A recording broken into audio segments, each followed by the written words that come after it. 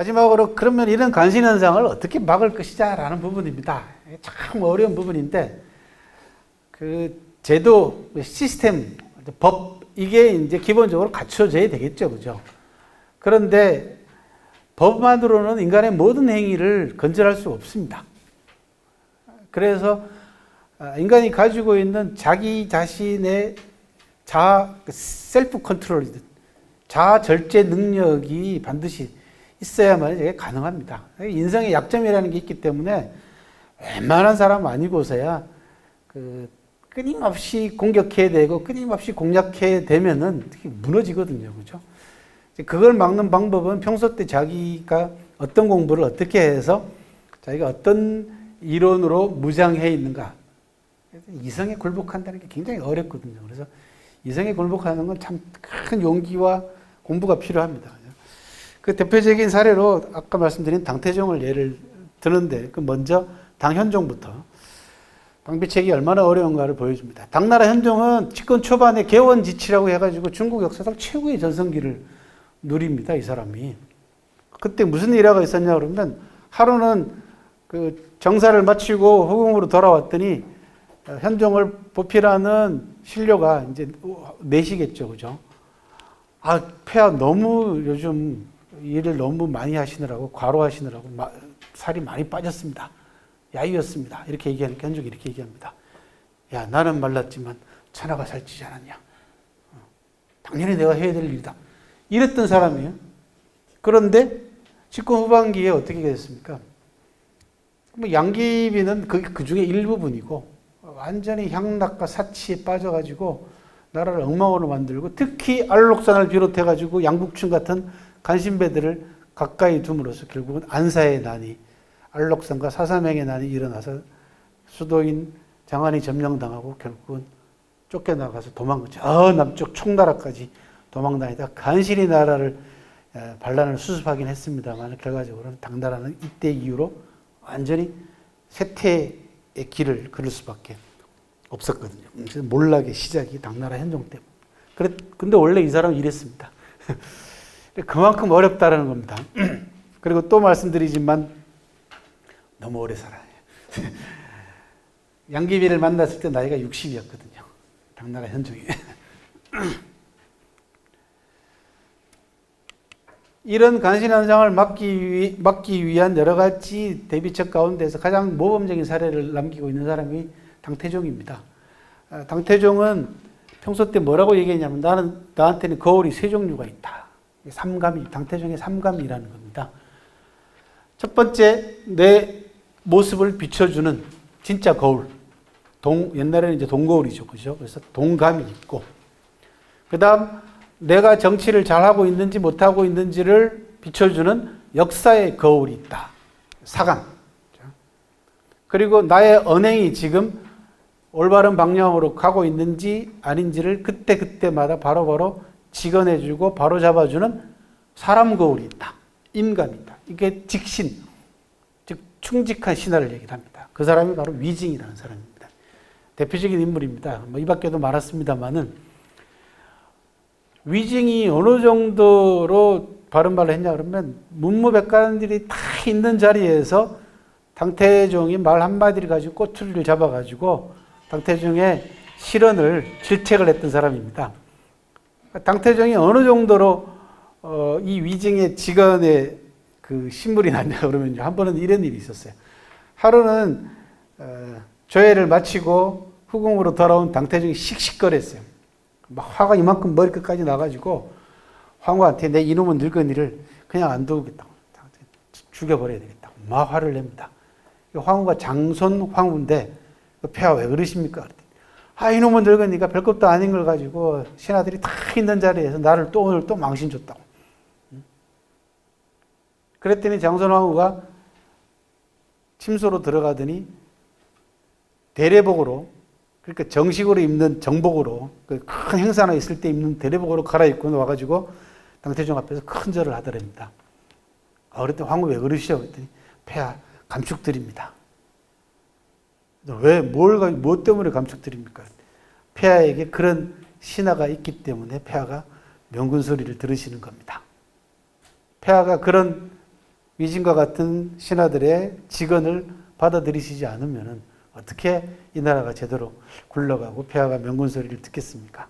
그런 신하를 두고 계시는 것에 대해서 정말 축하드립니다 해서 당태종의 속을 풀었다라는 그런 유명한 일화가 있습니다. 그리고 위징이 세상을 떠나자 당태종은 닷새 동안 조회를 파하고 조의 기간을 닷새 동안 선포를 하고 내가 오늘 세계의 거울 가운데 하나를 잃었다라는 유명한 말을 남겼습니다. 한 번은 신하가 당태종이 예비 관료가 저 사람이 어떤 사람인지 저 사람을 기용해야 되는지 말아야 되는지 고민하고 있었더니 신하 하나가 올바르지 못한 방법으로 저 사람을 한번 테스트를 해보시는 게 어떻겠냐라고 건의를 해요. 그랬더니 당태종이 남긴 유명한 말입니다. 근원이 흐리고서 어찌 아랫물이 맑기를 바라느냐. 그러니까 군주가 올바르지 정당치 못한 방법으로 신하를 테스트해보세요. 어떻게 신하들한테 너희들은 바르게 살아라 라고 얘기할 수 있겠느냐라는 말로 유명한 말로 면박을 줬던 일화도 있고요. 그 다음 늘 했던 이야기, 물은 배를 띄울 수도 있고 가라앉힐 수도 있다. 백성은 물과 같은 존재다라는 아주 유명한 말을 하기도 했습니다.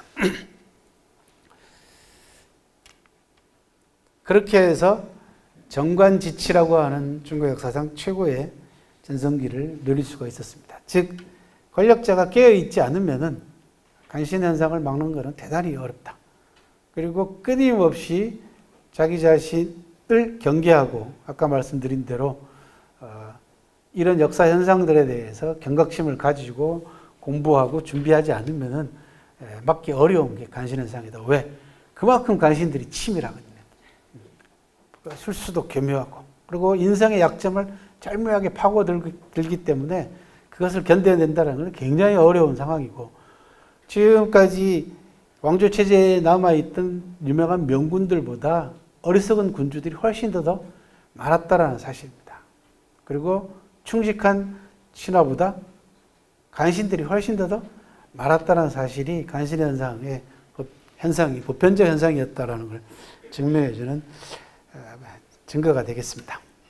이게 수능, 제주, 영능, 복주. 물은 배를 띄울 수도 있고 배를 가라앉힐 수도 있다. 여기 지금 당나라 위징이라고 되어 있긴 합니다만은 원래는 순자에 나오는 구절입니다. 원 텍스트는.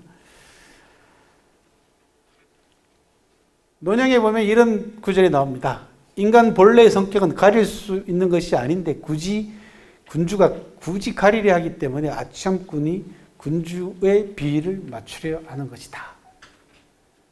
인간의 성격이라는 게 이게 가릴 수 있는 게 아니고 물처럼 환하게, 거울처럼 환하게 드러나는 건데 굳이 이것을 어떤 형태로든지 나 자신의 약점을 감추려고 하고, 그죠? 예. 나 자신의 장점을 떠벌리려고 하고 위선을 펼치고 가식을 하기 때문에 그 틈 사이를 간신들이 비집고 들어온다는 거죠. 예. 지난날 했던 말에 근거해서 앞으로 행동을 가늠하고 장차 하는 말을 듣고 지난날 행동을 반성하며 겉으로 드러나는 현상을 보고 감추어진 행동을 시험하고 그 내면을 살펴 외면을 가늠하면은 간신현상을 막을 수 있다라고 하는 방비책을 논형이라고 하는 책에서 제시를 하고 있습니다. 굳이 어렵게 조금 문자를 동원해서 간신을 방비할 수 있는 방비책을 얘기를 하자면 일단은 명기, 자기 자신이 투명해야 된다. 둘째, 충직한 직언을 받아들일 수 있어야 돼. 이게 납관이라고 합니다. 한자로는.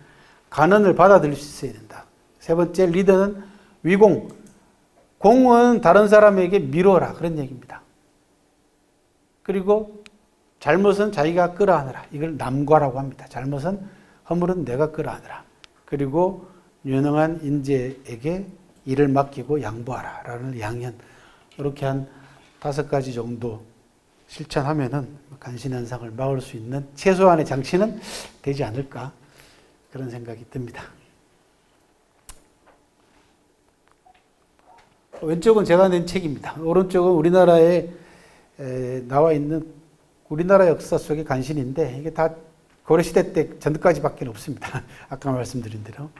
간신이라고 하는 영화도 있었죠. 그죠?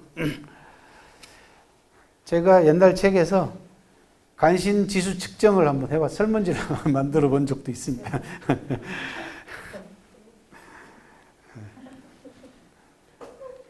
대단히 조직 내에서 저거를 갖다가 쓰려고 하는 사람들이 많았어요. 그래서 뭐 여러분들한테 굳이 그걸 할 필요는 없고요.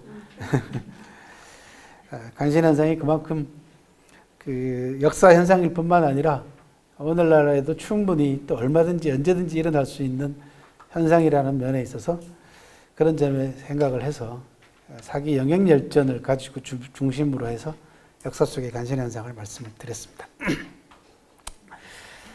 수고 많이 하셨고요. 다음 주에 뵙겠습니다. 수고하셨습니다.